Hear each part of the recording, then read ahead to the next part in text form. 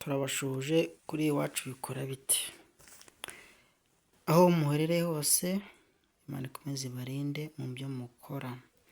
Ikaze rero kuri iwacu bikora bite, uwo twiga ibimera bitandukanye, tukaba turi kwiga muri iyi minsi ku kimera bita isogo, ikimera cyiza cyane ku bantu bakunda imboga.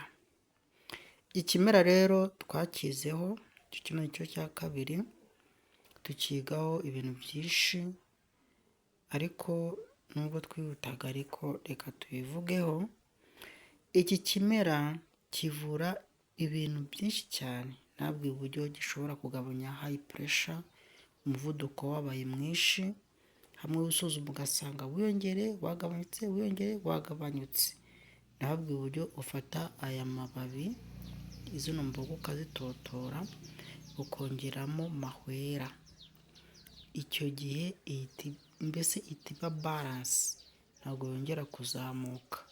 Ikindi rero ikora, hari ukuntu abana bakunda kurwara ngo icyo bita urusogo, za mpinja nyine ngo yarwaye urusogo. Urusogo rero bavuga ni urunguru, baragenda bagafata utubabi nka dutanu bakavuguta bagashyira ku kayiko nk'ibitonyanga 3 cyangwa 4, rwa rusogo rugahita rugira gute, rugahita ruvamo nyine. Kwa kundi aba diyara akabona nyine kunywa ibintu bye nk'urusogo cyane. Ku mpinja nyinshi bibaho. Urusogo mubona hano, urusogo iyo uruvanze n'icyo bita isogi. Isogi ifashe izi mboga ukazitotora neza, ugafata n'izo bita isogi, warangiza ukajya ubiteka ubitogosheje, ntuzashiremo amavuta, ntabwo aba ari byiza. Nurangiza wenda mu cyumweru uziryaho kabiri, mu cyumweru kabiri cyangwa mu cyumweru nka rimwe. Bifasha kuri ba bantu bakunda kohereza ya madayimoni. Hari ukuntu abantu barwara mu nda bakamuha imiti igabanya mu nda, umuntu agakomeza akaribwa.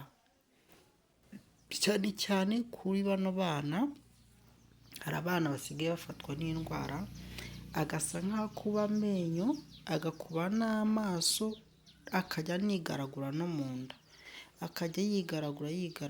Iyo ufashe rero runo rusogo n'isogi n'utubabi tw'inyabarasanya ukaduteka mu gace k'agakombe bikabira neza, ukayungurura, ariko ubonye n'umuzibaziba, ahantu abantu begereye umuzibaziba, warangiza ukamuha akayiko kamwe kugeza ku myaka wenda 8, wamuha utuyiko 2, umwaka umwe kugeza ku myaka 2 wamuha akayiko kamwe, nta kibazo.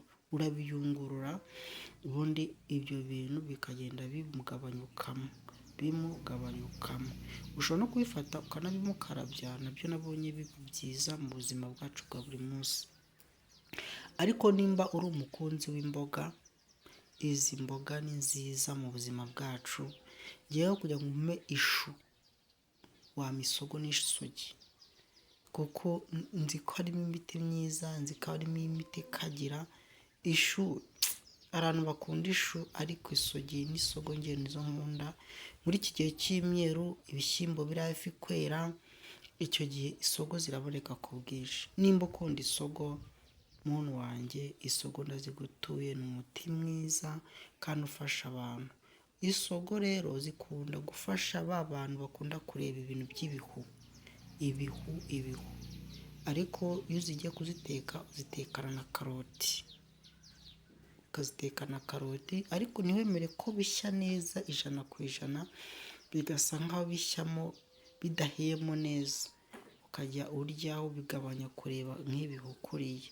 Iyo hajemo imirishyi cyane kandi amaso yakuba, ugenda ugafata inyabarasanya ukajya uyivuguta, ariko ntugasuke umuti mu jisho, njye simbikunda, bishobora kukwangiza ijisho. Uhumirize ukarabe ku ruhande, ukarabe nyine nk'uko wakaraba neza, nk'uko wakaraba amaso. Iyi miti izagufasha. Nimba ukunda channel yacu bikora bite, nimba ari ubwa mbere jya ukomeza dusure, twigaho ibintu n'utundi Imana ikomeze ibarinde, nzaba makomeza kubagezaho ibintu byinshi.